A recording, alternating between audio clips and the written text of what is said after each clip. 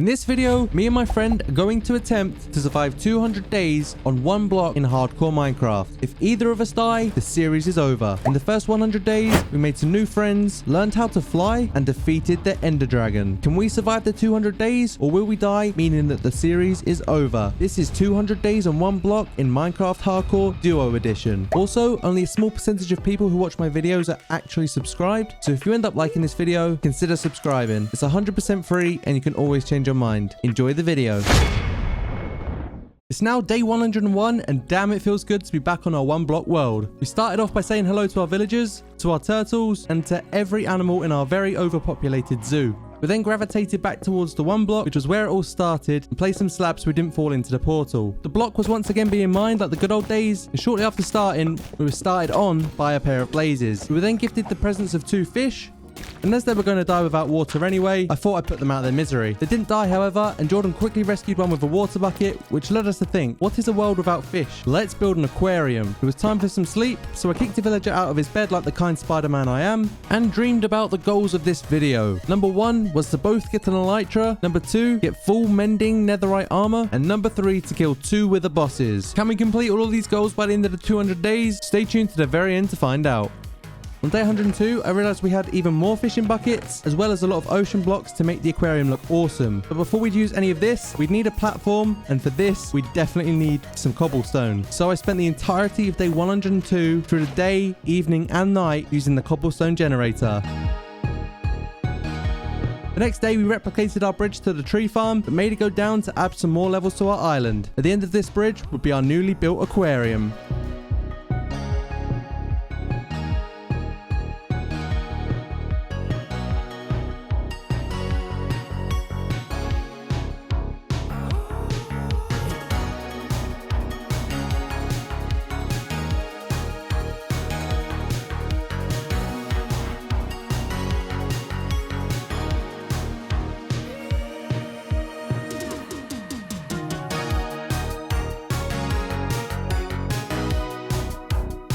Being low on food is never a good thing in hardcore mode, so I farmed up some potatoes, and I couldn't help but want to create a better farm design later into the video. After I had a sufficient amount of food, I crafted some rockets, and we hopped through the portal and into the end. We built up to the gateway, made our way through, and began bridging across to the main island. It took absolutely ages, like genuinely forever, to try and find an end city, but eventually we were blessed with one on day 113. I got myself up to the end ship, wiped out the defending shulkers, and collected the elytra.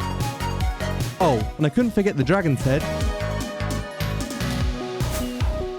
The search began to find a second elytra for Jordan. This might take a bit of time. The next den city wasn't located easily by any means. However, I did find it on day 116 where I retrieved Jordan's elytra. I knew roughly where I was going, so on day 117 I travelled back to the gateway and I almost ran out of rockets. That could have been bad. I dropped Jordan his elytra.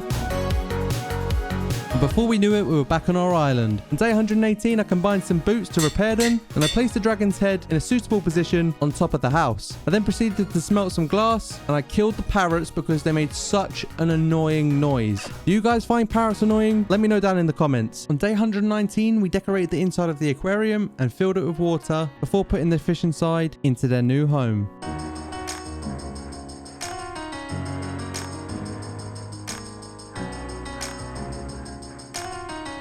On day 120, we cut down trees and got some leaves.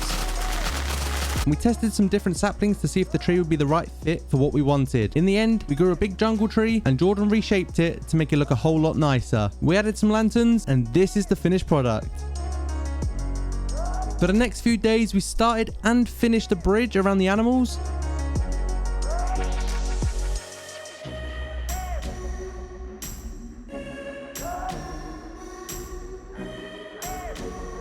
Then we cut down some trees as we needed wood. But after we'd done, I spotted a fire, which we had to act quickly upon, or everything could go up in flames. Shortly after, we got to work on the animal platform.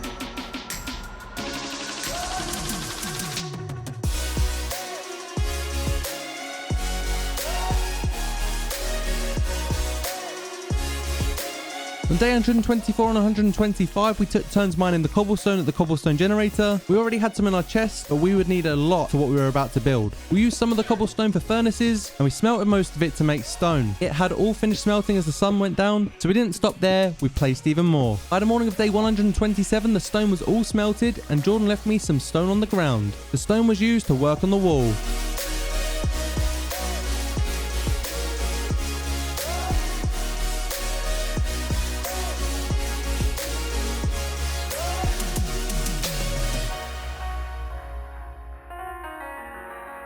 We had lots and we got quite a bit done, but eventually we ran out and I spent the rest of the day mining cobblestone. And on day 129, after a long session of mining cobblestone, we had completed the wall and made new pens for the animals to live in. Next up was the fun part, breaking the floor beneath the animals and having them fall onto the platform. We moved the sheep and also the pigs. The next morning we started with the chickens and I thought it went pretty smoothly until Jordan said that we should move them into the smaller pen in the corner. So yeah, you guessed it, we had a lot of cooked chicken and feathers once we were finished. The cows and mushrooms were done soon after.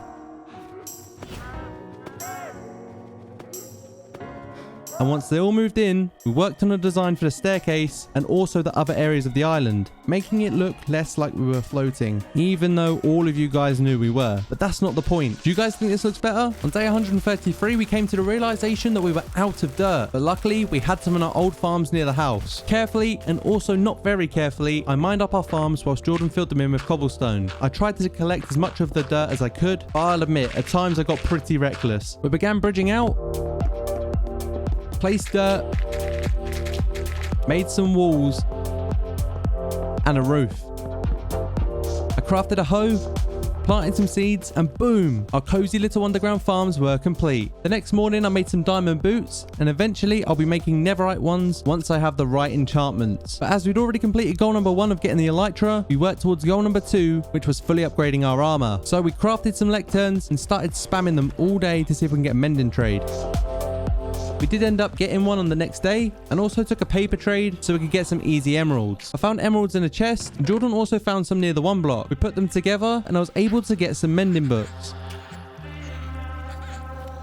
But because Jordan's armor was pretty much brand new still, I gave him one book and I took the other 2 so that my armor didn't break. On day 137, we both applied the mending books to different pieces of our armor and I felt a lot safer now. To end the day, Jordan worked on a temporary sugarcane farm as paper was our best chance at emeralds. I already had the perfect pair of boots, however they weren't diamond. I had almost every enchant you could wish for in a pair of boots, but I needed that ore upgrade. Unfortunately, we were low on diamonds, so these enchants were the best I was going to get. I combined them and turned them into netherite, unlocking the cover me in debris advancement,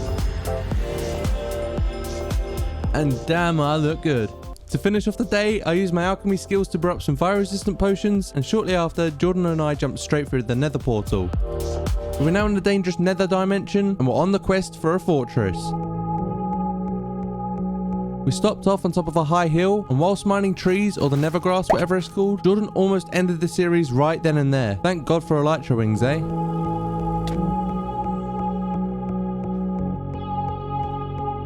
Completed our quest on day 140 as we stumbled across the nether fortress. Now it was time to explore. The place seemed very empty as a whole, so we took a look around, looted the chests, and honestly, it's so quiet. Or not, that didn't last for long. We battled wither skeletons at the fortress in hopes of being rewarded with wither skulls. We already had 2 at home, so we only needed 1 to have enough to fight the wither boss. I got the first skull on day 146, and Jordan got one literally 5 seconds later. Our luck was short-lived, but we wanted to leave with 4 to take our total to 6. It took a while, but we did end up getting more skulls. And on day 149, it was time to return to our portal. It's now day 150 and we're back in the overworld, feeling good and taking in our beautiful surroundings. When our eyes fell upon the nether portal we just returned from, we couldn't help ourselves and planned an upgrade. Jordan hopped into the nether to get a load of lava buckets, and I made a small sort of container for it all to go in. We made obsidian out of the lava and began mining it up. Sun began to set, so we slept before a long day of mining. We spent pretty much the whole of the next day just getting as much obsidian as we could. But as it's a boring task, let me tell you guys that I have a new partnership. Ever wondered how Jordan and I played multiplayer Minecraft together? Well, you can too. Bisect Hosting is a great, cheap server hosting service that has incredible 24/7 support. If you use my link or code Chaza when checking out, you get 25% off your first month and a further 10% off after that. What a cracking deal. Nice. Began day 152 farming and then bred the animals. Jordan farmed the sugarcane and we made some trades happen with paper in exchange for emeralds. Oh, and I finally started using the tip you guys always leave in the comments. Does this make me a pro Minecraft player now? I want to hear what you guys have to say. After trading, we trimmed the tree of its vines and hopped straight back into the nether. The whole day was dedicated to nothing but blackstone mining, and when we were back, we took one last look at the nether portal as it was about to change forever. We got some use out of a stone cutter on day 154, not realizing how great these little things actually were, and started to make a platform out of netherrack. Like most items in one block, you run out pretty fast as there's a short supply. I found myself back in the depths of the nether, collecting the most rare block in Minecraft. Sarcasm intended, please don't be mean in the comments. Between days 155 and 157, we got to work on our brand new nether portal.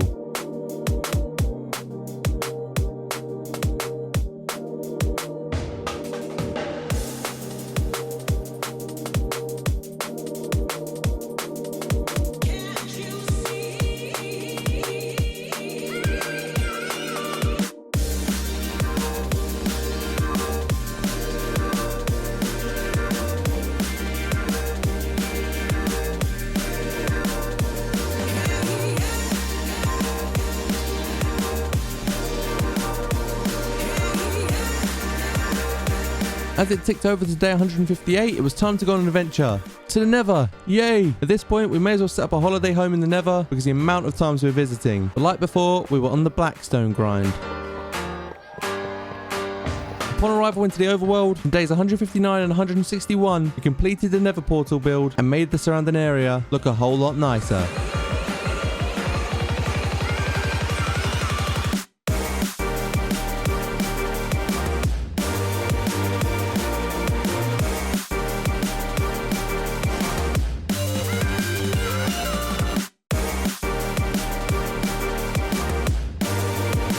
The mob farm was in the way of our beautiful creation that we just constructed, so there was only one thing to do, and that was to take it down. I got impatient and decided to commit mass arson. Unfortunately, it wasn't all completely made out of wood, but it still did a good job. Oh, and Jordan tried lighting me up, so I burned down the whole thing and watched him scurry for his life. I'm starting to think that maybe he doesn't want to be around me anymore, or maybe he wants the series to end. Do you guys want us to continue with our one block world? Make sure you let us know by smashing the like button. On day 164, we built a new platform for the mob farm before admiring it and seeing what a truly average job we'd done. Time to give the space some purpose. It was now time to rebuild the mob farm.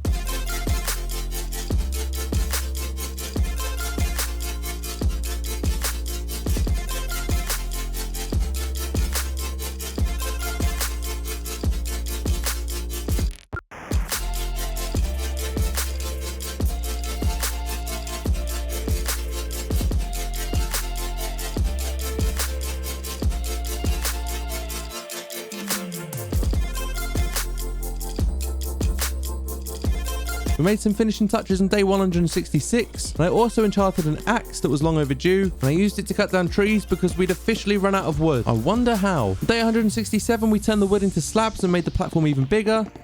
After some steady progression, we slept and then teared down the barrier that we used as a safety railing. Once we finished building, we made a barrier around the outside of the whole farm, and I believed I could fly. And it's pretty lucky that I could, because once again, this is hardcore. One big mistake and this whole world is getting deleted for good. We started breaking the one block again on day 169 to get a grass block, and we literally got one straight away. We kept mining it and we got more and more, feeling super lucky. Although grass blocks are probably extremely common. With the grass blocks that we had obtained, we gifted them to the sheep so that they could eat again. It's only been a very long time since they had some premium grass to eat. Oops. Having loads and loads of saplings was a blessing, as on day 170 we began planting the forest. I then bone milled the saplings to hurry their growth, and as I was on the way back to the old farm to collect some bones from the chest, I saw lightning strike in front of me and it incinerated our turtles.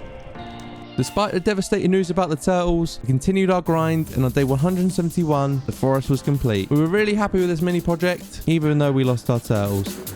We couldn't hide away from it. It was time to get rid of the old turtles' home. But we didn't stop there. We got rid of the old farms too and started building an open plan villager breeding area. Thunderstorm was active still, and we didn't want any more lightning incidents. So we hit the hay to hopefully wake up to better weather. Day 172 consisted of shearing sheep, but for some reason, this one we couldn't shear. We had no clue why. We made beds out of wool and placed them inside of the breeding area, and the rest of the day was spent trying to get the villagers inside. Waking up to an iron golem is a pretty terrifying thought, but it was helpful as it made made us remember that our iron farm wasn't working. One of the villagers inside had been converted into a zombie villager, so we separated the mending villager, releasing the zombie one onto it. We also built a roof so they wouldn't burn in the sunlight, and this would keep them safe. It was time to heal the zombie villager to convert him back to normal and give us cheaper trades.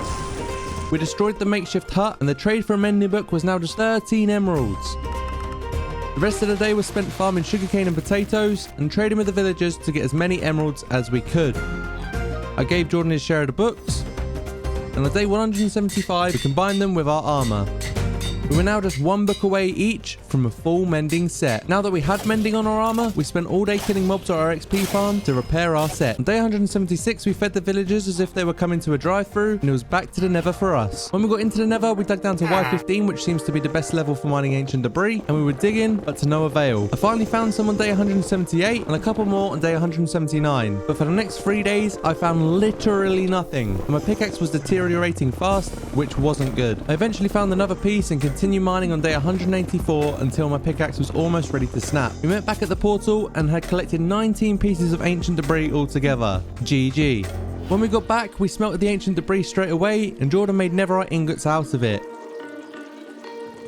I made myself a diamond sword and shovel, and we came to enchant but weren't willing to do it at our old place. We wanted to do it in style. We started off our project by joining the land together between the enchantment area and the iron farm.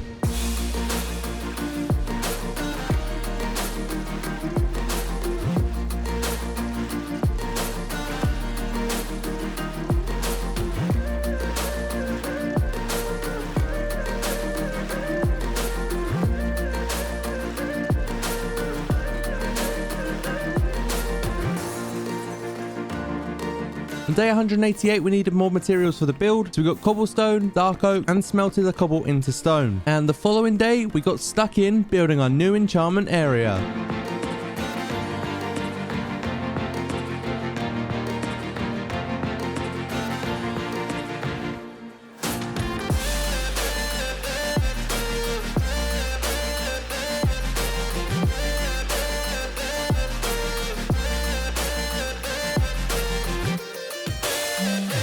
We had a platform already underneath the island where the end portal was, however we wanted to decorate a small room around it so it didn't look as rubbish as it currently did. I then finally enchanted my new tools and got a good shovel but a bad sword. I turned my shovel into netherite as I was happy with it, and luckily there were enough diamonds to craft another sword. I enchanted it and I got myself a good one. I turned it into netherite shortly after and almost had a full set of netherite tools. Day 191 was fully dedicated to getting more and more emeralds. We farmed, but I thought surely there's a faster way of getting them, right? So I crafted a fletching table and got us a stick for emeralds trade, which was so simple. I crafted a load of sticks and traded them, and then made more fletchers and got us so many more emeralds for all the trades. I exchanged them for mending books, gave Jordan his ones, and then not long after I had full mending. The villagers at the iron farm were still zombified, so I healed them, and once they were healed, we attempted to fix the iron farm. Unfortunately, we weren't successful as we had built a new platform for the enchantment area, and the iron golems started spawning on it, suffocating inside of the walls. Maybe this is a build we can sort out in the next video. We mined the one block on days 193 and 194 to try and get as much dirt as possible, and we ended up getting a fair bit. The sugarcane farm was then swiftly removed between days 195 and 196, and on these days we worked on decorating the island and fixing a few things up. Jordan built a nice well, and I filled in the walls around the island, also creating us a small wheat farm around the house.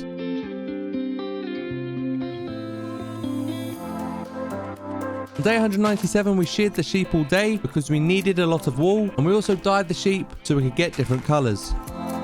We then proceeded to use the wool we gotten to make our own creations. Here's how they turned out.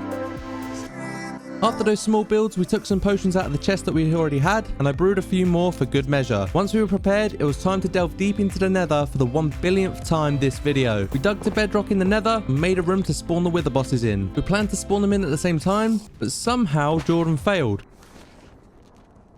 Oh, poop. We fought the first wither boss,